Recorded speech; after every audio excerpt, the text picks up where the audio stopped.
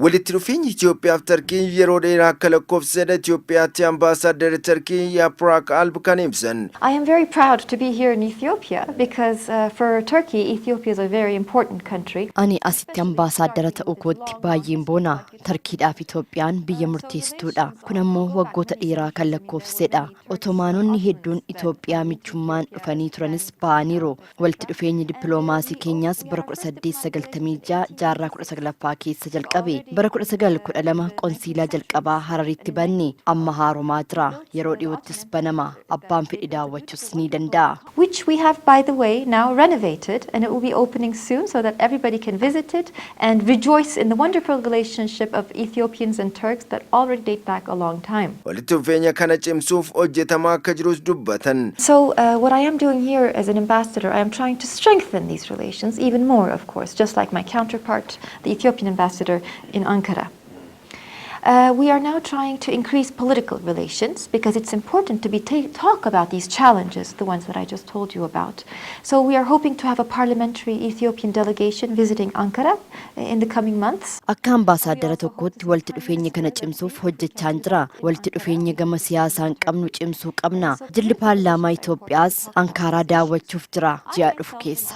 Ministeerri muummee Dr. Abiyyis akka Ankara daawwatan fedhii guddoo qabna. Anis Itoophiyaa iddoo garaagaraa daawwadheera. Harar naannoo Somaalii Maqalee iddoowwan biroos daawwachuun walitti dhufeenya kana cimsuu qabna. Dinagdeen deeggarsa namoomaan aadaan damii hundaan walitti dhufeenya keenya cimsuu barbaanna. Walitti dhufeenya investmentiif daldalaas cimaa akka ta'e himan. Turkey started investing in Ethiopia as of 2005 within our and later with our African strategy where Turkey opened up to Africa. Ethiopia was the bridge and continues to be the bridge towards the rest of the continent. Right now we have 200 companies in Ethiopia. We are employing 20 to 25,000 Ethiopians here.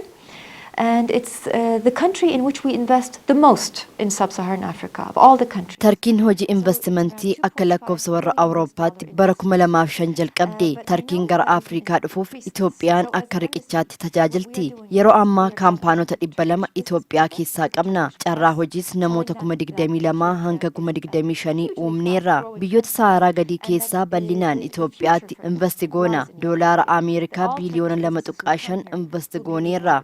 Kana cimsuus qabna. Namoota hojii biizinasii irratti bobba'uuf ammas fedhii qaban Turkiirraa dubbisaa jirra. Itoophiyaan haala mijataa investimentiif ta'uu qabdi. Fuuldurri ishee ifadha. Riiformii Dr. Abiy Ahmed geggeessaa jiran Turkii akka deeggartus ibsan. And we are watching them every day with all.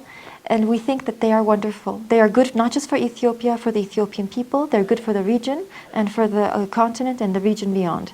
With all the mediation efforts that the Prime Minister has been doing, very successfully I might add, he has brought about peace in the region. Minister muummee Dr. Abiy Ahmed uummata Itoophiyaa fi naannichaaf baay'ee dhamaa'u kana guyyaa guyyaan hordofaa jirra. Nagaa buusuuf hojiin naannichatti hojjetan milkaa'aadha. Riiformii diinagdee fi siyaasaan gaggeessan cimaadha. Turkiinis kana ni deeggarti.